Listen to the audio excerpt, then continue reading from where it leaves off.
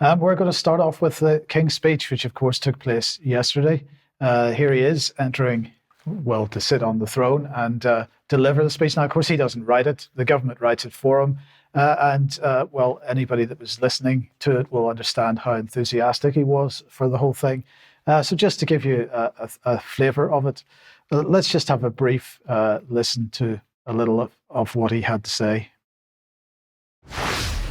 My lords and members of the House of Commons, it is mindful of the legacy of service and devotion to this country set by my beloved mother, the late Queen, that I deliver this, the first King's speech in over 70 years. The impact of COVID and the war in Ukraine have created significant long-term challenges for the United Kingdom.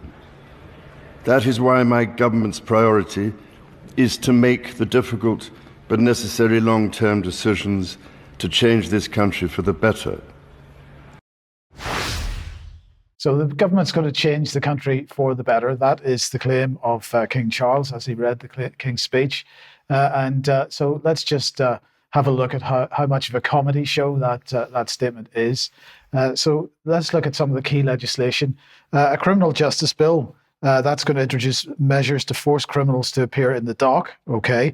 But get this, it's going to give police new powers to enter buildings without a warrant to seize stolen goods. So if they suspect maybe perhaps there might be, what evidence is going to be required? The whole point about a warrant is you've got to present some evidence and justify the issuance of a warrant, but that's not going to be necessary anymore. The Investigatory Powers Amendment Bill, this will give law enforcement agencies greater access to certain personal data and make tech companies clear security features with the Home Office. So the tech companies have to ask the Home Office for permission if they're implementing security features like end-to-end encryption, for example. We're going to have more on that in a second.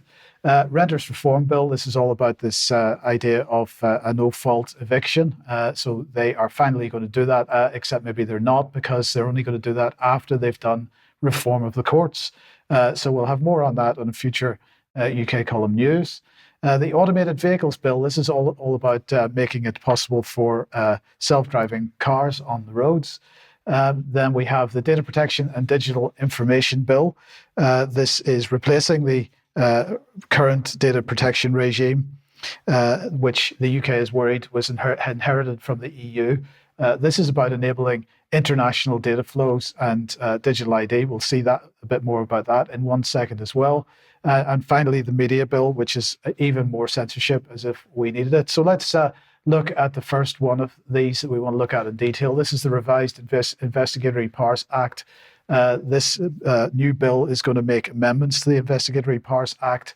Now, there was a consultation, as you can see on screen, that was held and closed in July. We spoke about this at the time, but just to remind you what this does, it creates a new set of notices. So first of all, we've got data retention notices, which require the retention of communications data by operators. So that might be your phone company, it might be Telegram, it might be WhatsApp, these types of platforms.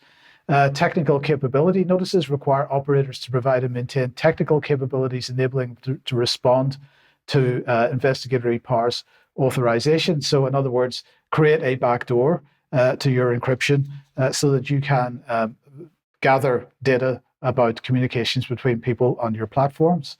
National security notices require the telecommunications operator to take such specified steps as the Secretary of State considers necessary in the interests of national security. This may include providing services or facilities for the purpose of facilitating or assisting an intelligence service to carry out its functions. So it's an enabling clause for spying.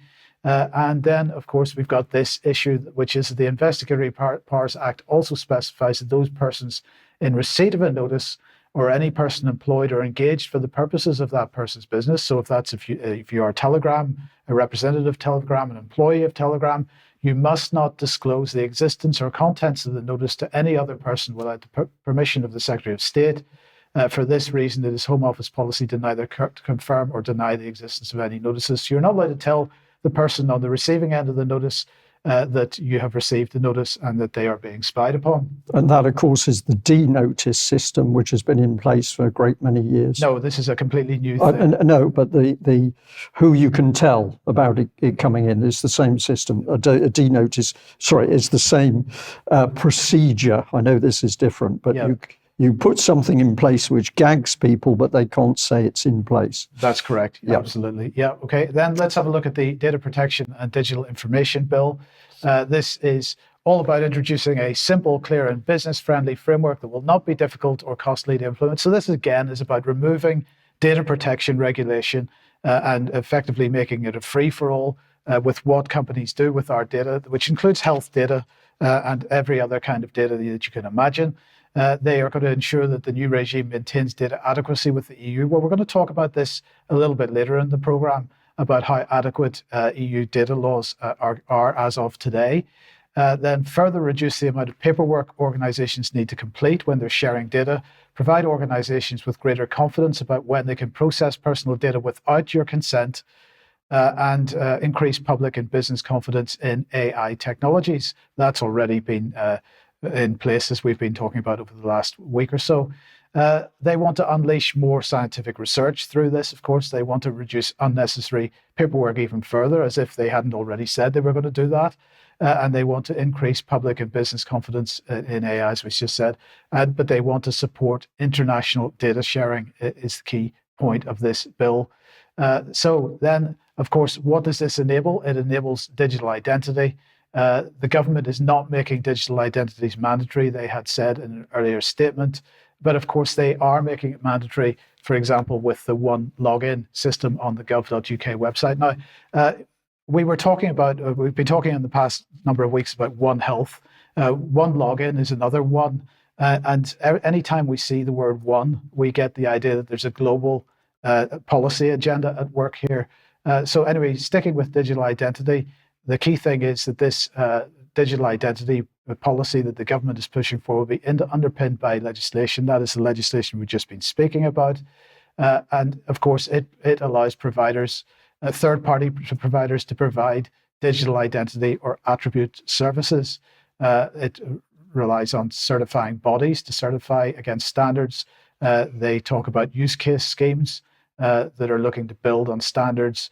And the fact that employers, businesses, and other bodies known as relying parties will want to use digital identity services. And here's another one. If we're talking about ones, this is One Trust. And this was a blog post on the One Trust website about global cross-border privacy rules. So now we're not talking about GDPR, we're talking about CBPR. And they held this forum, which is 4 days of workshops earlier in the year, to lead a global discussion between government officials, regulators, and privacy experts, exploring how global privacy regimes can be more compatible and improve data transfers. And of course, when they're saying can be more compatible, they mean more compatible with their desire to see zero regulation in this area. So we will be talking a little bit more about digital ID a little bit later. Did you have something? No, was there another slide to come on this one? No, we are now heading off. Oh, sorry, the media bill. Just very briefly mention the media bill, because of course this is all about enabling Ofcom to regulate video on demand. Right. Okay. Well.